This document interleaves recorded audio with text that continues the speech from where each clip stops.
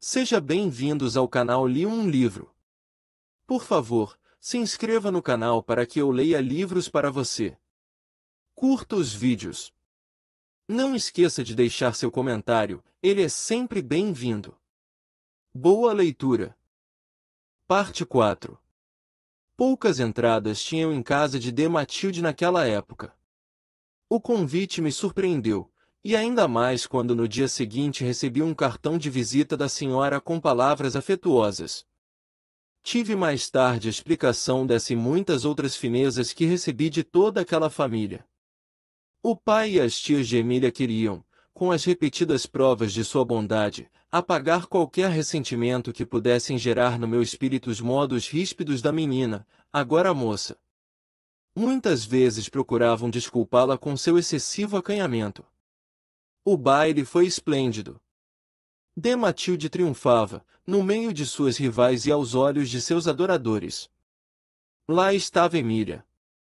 Ainda a flor agreste de sua gentileza não se havia aclimatado à atmosfera do baile. Ela perdia a noite no meio do salão ornado pelas mais elegantes formosuras da corte. Não tinha ali nem a suave limpidez do desalinho, em que eu a vira antes, nem o fulgor radiante, que tanto admirei depois. Era o crepúsculo matutino de uma rosa, que abotoara a noite e ainda não desatara ao sol. Estive conversando com D. Leocádia algum tempo. Quando me ergui, ela perguntou: "Não dança, doutor?" "Pode ser, minha senhora." "Dance." "Olhe. Vá tirar Mila." E a boa senhora mostrou a sobrinha sentada a alguma distância. Aproximei-me. Já o baile tinha perdido a simetria da entrada, no seio da confusão que é o seu maior encanto. A música, as vozes, os risos, os ruge-ruges das sedas, os burburinhos da festa, enchiam o salão. No meio dessa multidão jovial, Emília tinha uma atitude de corsarisca, eriçando os velos macios e estremecendo aos rumores vagos da floresta. A menor palavra, um vestido que roçava, uma sombra a projetar-se a assustavam.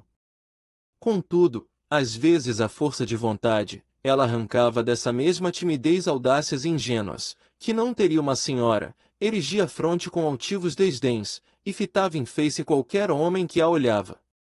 Cumprimentei-a, inclinou a fronte, não para corresponder-me, mas para esquivar-me o rosto. Quando lhe pedi a contradança, creio que ela fez um grande esforço, porque o seu pescoço de cisne perdeu a doce flexibilidade, ergueu a cabeça com certa aspereza. Pôs os olhos em meu rosto, e correu-me um olhar frio e gelado, que me transiu. "Não, senhor", disse com a voz seca e ríspida. Ainda eu estava imóvel diante dela, quando chegou-se pressuroso Barbosinha. "Já tem par para esta contradança, de Emília?" "Ainda não tenho, não, senhor", respondeu ela com a pronúncia clara e vibrante. "Então, faz-me a honra de dançar comigo?" Levantou-se para tomar o braço do cavalheiro. Eu tive uma vertigem de cólera, era a segunda vez que essa menina humilhava-me. D. Leocádia passou nessa ocasião. Ah! Não quis dançar com Mila? Ao contrário, não lhe mereci essa fineza. Pois ela recusou? Disse a senhora contrariada. Naturalmente já tinha par, D. Leocádia. Emília, que se colocará para a quadrilha a pequena distância, voltou-se rápida ao ouvir as minhas palavras. Um fino sorriso de ironia passou-lhe fugaz entre os lábios. "Vou preveni-la para a seguinte", me havia respondido a tia. "Perdão, D. Leocádia. Teria com isso maior prazer, mas eu me retiro já." "Deveras, doutor?" atalhou D. Matilde, que atravessava o salão. "Dê-me o seu braço." "Então, como é isso? O senhor já se retira?" Estava nessa intenção, D. Matilde, mas agora admira-me como a pude ter. Ah! É catavento assim? Quem deixará de o ser, quando o sopro vem perfumado da mais linda boca? Eu devia puni-lo por ser tão lisonjeiro, obrigando-o a dançar comigo esta contradança. Isso seria minha recompensa. Parece-lhe? Pois vou dar-lhe outra mais doce. Matilde fez com o leque um aceno à filha. Julinha? Mamãe, dança com o Sr. Amaral, e vê se consegues fazê-lo esquecer as horas. Ao menos a punição é generosa, foge-me o original, mas deixa-me a cópia sua. Isto foi dito enquanto a menina trocava algumas palavras com uma amiga.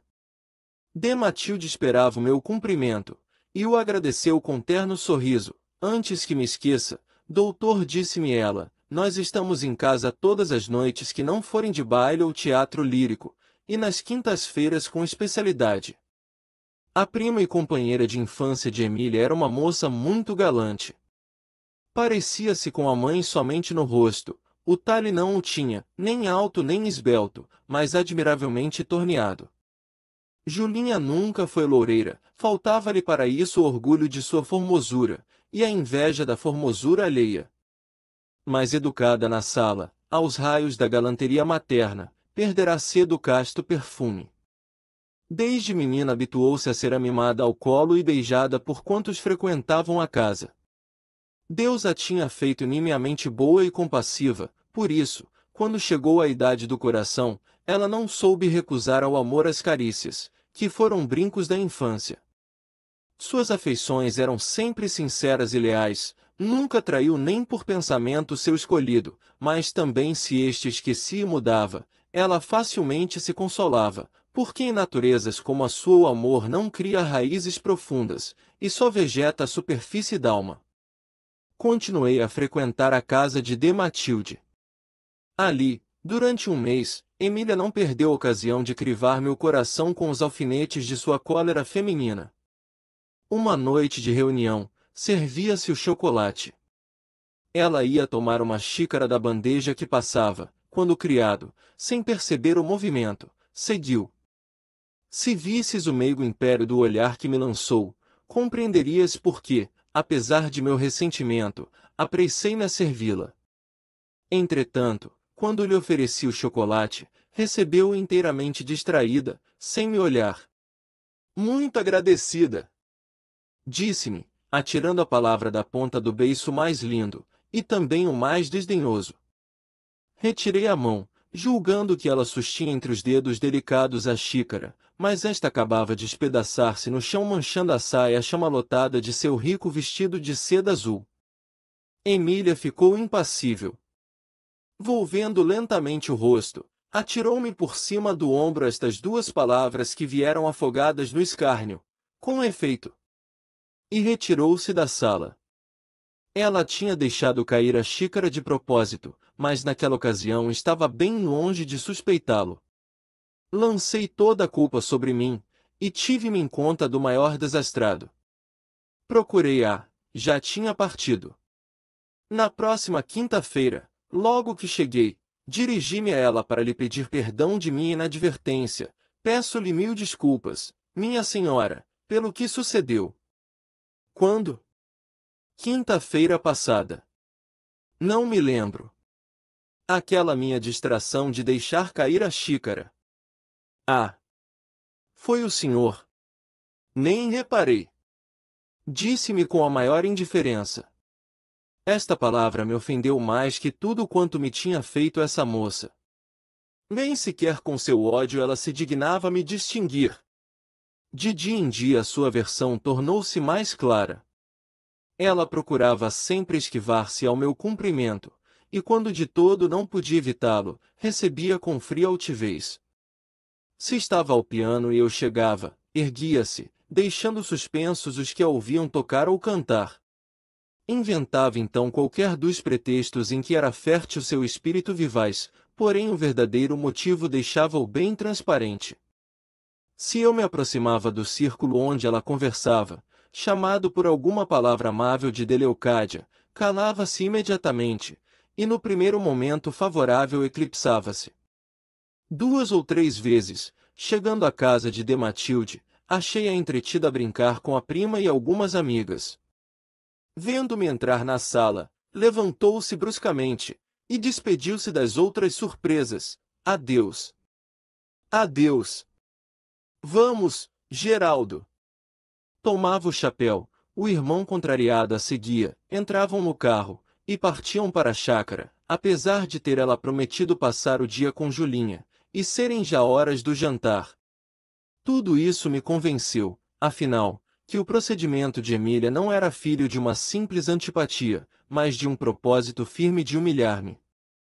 Parecia um sistema de perseguição assintosa. O instinto de defesa acordou em mim, e com ele o desejo da vingança.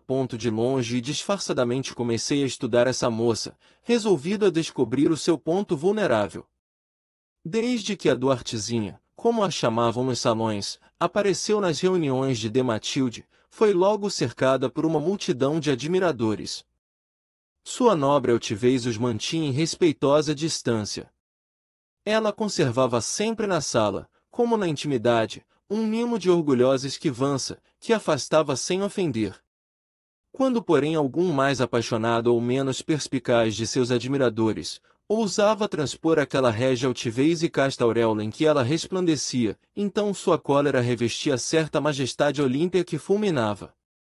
Emília não valsava, nunca nos bailes ela consentiu que o braço de um homem lhe cingisse o talhe. Na contradança as pontas dos seus dedos afilados, sempre calçados nas luvas, apenas roçavam a palma do cavalheiro. O mesmo era quando aceitava o braço de alguém. Bem diferente nisso de certas moças que passeiam nas salas reclinadas ao peito de seus pares, Emília não consentia que a manga de uma casaca roçasse nem de leve as rendas do seu decote. Uma noite, dançando com o Amorim, sócio de seu pai, recolheu a mão de repente, e deixou cair sobre ele um dos seus olhares de Juno irritada. Ainda não sabe como se dá a mão a uma senhora?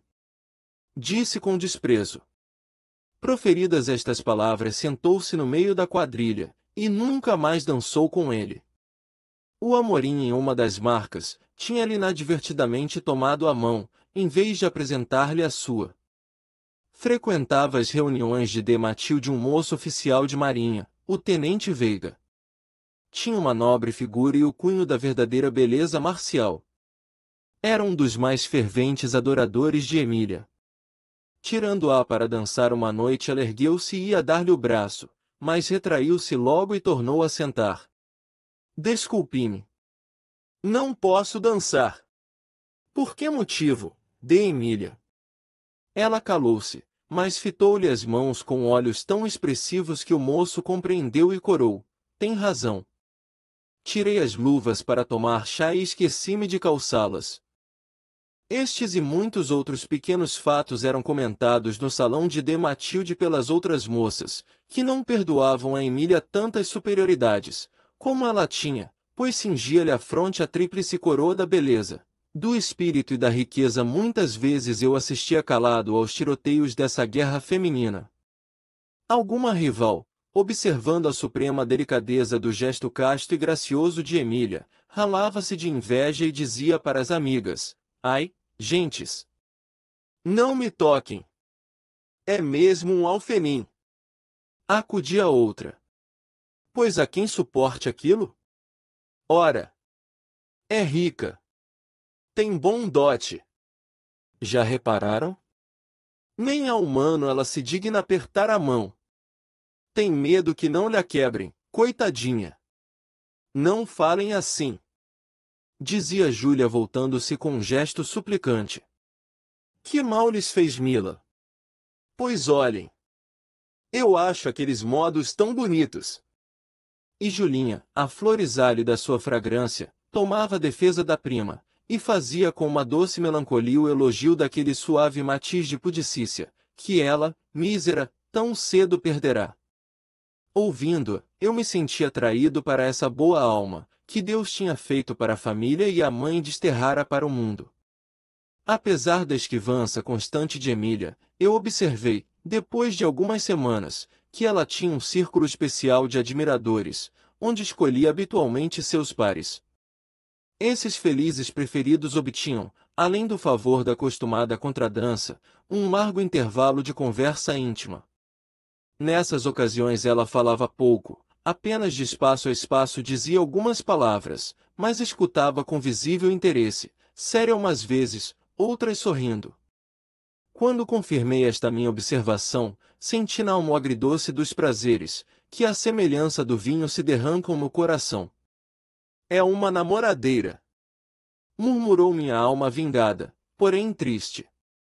A beleza sem mácula dessa menina humilhava-me, mas a profanação de sua alma, que eu lobrigava naquelas preferências de sala, me confrangeu o coração. Não é por ela que eu sinto pensável, é por sua família, especialmente por seu pai, a quem estimo. Como procurava eu iludir-me? Parte 5. Por esse tempo Emília fez a sua entrada no cassino. Já viu a rainha do baile? Disseram-me logo que cheguei. Ainda não. Quem é? A Duartezinha. Ah! Realmente, a soberania da formosura e elegância, ela a tinha conquistado. Parecia que essa menina se guardara até aquele instante, para de improviso e no mais fidalgo salão da corte fazer sua brilhante metamorfose. Nessa noite ela quis ostentar-se deusa, e vestiu os fulgores da beleza, que desde então arrastaram após si a admiração geral. Seu trajo era um primor do gênero, pelo mimoso e delicado. Trazia o vestido de alvas escumilhas, com a saia toda arrofada de largos folhos. Pequenos ramos de urze, com um só botão cor-de-rosa, apanhavam os fofos transparentes, que o menor sopro fazia arfar. O forro de seda do corpinho, ligeiramente decotado, apenas debuxava entre a fina gaze os contornos nascentes do gárceo colo, e dentre as nuvens de rendas das mangas só escapava a parte inferior do mais lindo braço.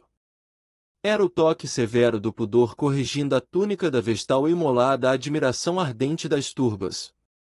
Quando Emília sentava-se, abatendo com a mão afilada os rofos da Escócia, parecia-me um cisne colhendo as asas à margem do lago, e arrufando as níveas penas.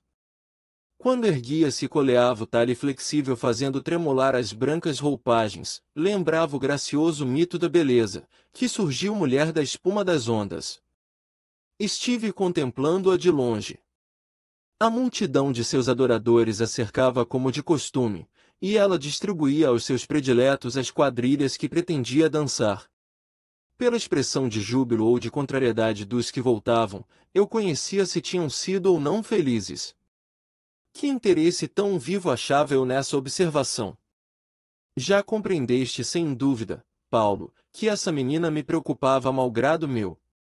Pois sabe, que naquele momento tinha inveja dos preferidos, apesar do juramento que eu fizera de nunca dançar com ela depois da desfeita que sofri, cometeria a indignidade de ir suplicar-lhe ainda a graça de uma quadrilha, se não temesse nova e humilhante repulsa. Livre um instante de sua roda de admiradores, Emília correu à vista pelo salão, e fitou-a em mim com uma persistência incômoda. Ela tinha, quando queria, olhares de uma atração imperiosa e irresistível que cravavam um homem, o prendiam e levavam cativo e submisso a seus pés. Eu resistia contudo, mas ela me sorriu. Então não tive mais consciência de mim, deixei-me embeber naquele sorriso, e fui, cego d'alma que ela me raptara e dos olhos que me deslumbrava. De Emília! Balbuciei cortejando. Mas que estranha mutação! Sua esplêndida beleza congelou-se. As longas pálpebras erguidas pareciam fixas sobre uns olhos lívidos e mortos. Resvalando pela tez baça, as luzes palejavam-lhe a fronte jaspeada. O talhe de suaves ondulações crispava-se agora com uma rigidez granítica. Senti, aproximando-me, exalar-se dela a frialdade, que envolve como um sudário transparente as estátuas de mármore. Passei, e tão alheio de mim, que não veria Julinha e Dematilde ali sentadas, se esta não me advertisse da minha falta. Boa noite, doutor. Que distraído que ele está hoje. Perdão, Dematilde. Como passou? Ia com efeito, não distraído, mas ofuscado por tanto luxo e formosura. A culpa por conseguinte também lhe cabe, e em grande parte. Quando é que o senhor há de perder o costume de ser lisonjeiro?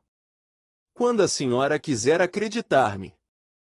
Dematilde começou então a sua revista do baile, que eu escutei, sem ouvir.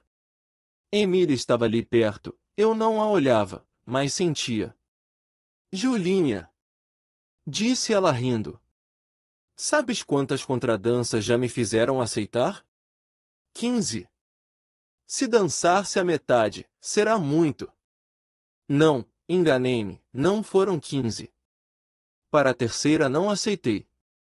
Por quê? Perguntou a prima. Guardei esta, para mim, para ficar sentada. Que lembrança! Depois. Quem sabe? Talvez me resolva a dançar. Se me pedirem muito. Emília sorria dizendo essas palavras, e eu senti a luz de seus olhos ferir-me a vista. Meus espíritos alvoroçados serenaram como por encanto. Reconheci-me o homem que fui e sou, frio e sempre calmo, durante o sono profundo e longo do coração, o qual até agora felizmente só teve uma, mas bem cruel vigília. Compreendi tudo, compreendi o olhar, o sorriso e o diálogo. Emília me provocava diretamente para lhe pedir aquela terceira contradança reservada, queria me ver suplicante a seus pés, e viu, apesar da primeira humilhação. Então, quando sua vaidade estivesse saciada, me insultaria de novo do alto de seu orgulho, flagelando-me as faces com um daqueles seus olhares de soberano desprezo. Minto, eu não tinha compreendido nada. Ainda hoje, depois de tudo quanto sofri, sei eu compreender semelhante mulher? Desde que entrevi a perfídia da provocação, cobrei a calma. Também tive o meu sorriso desdenhoso e o meu gesto de indiferença. Pedi a D. Matilde justamente a terceira contradança, e ela m'a concedeu, apesar de já a ter prometido, farei uma troca. Disse-me. Dançarei a quinta com o Dr. Chaves. Minha intenção foi convencer logo a Emília que ela se iludia. Desejava que não pairasse no seu espírito a mínima esperança de que eu me deixasse imolar ao seu orgulho. Ela bem me entendeu. Seu dente mimoso, mordendo o lábio, anunciou-me a sua cólera e a minha punição. Esta não tardou muito. Tinha-me eu retirado do salão, e estivera conversando numa das salas próximas. Dando à música sinal de que o baile ia começar, lembrei-me que Julinha me prometera na véspera a primeira quadrilha e fui me aproximando. Creio que viste o antigo cassino, de feia arquitetura e pobre decoração, porém mais festejado que o moderno, apesar de sua riqueza. Hás de te lembrar das colunas que ali havia. Eu me apoiara a uma delas, esperando que se formassem as quadrilhas. A fímbria de um vestido roçou por mim. Emília passava pelo braço de uma de suas amigas, passava altiva, desdenhosa, meneando com gestos soberanos a linda cabeça coroada pelas tranças bastas do ondeado cabelo. Fiquei imóvel entre ela e a coluna, acompanhando com a vista, sem querer, o garboso desenvolvimento daquele passo de sílfide. De repente ela descaiu o corpo no movimento que fazem as senhoras quando sentem presa a cauda do vestido. Com essa inclinação as ondas da escumilha me envolveram os pés. Ouvi o rechino de lençarias que se rasgassem com violência. Empalideci. Os folhos do elegante vestido, composto com tanto esmero, rojavam espedaçados pelo chão.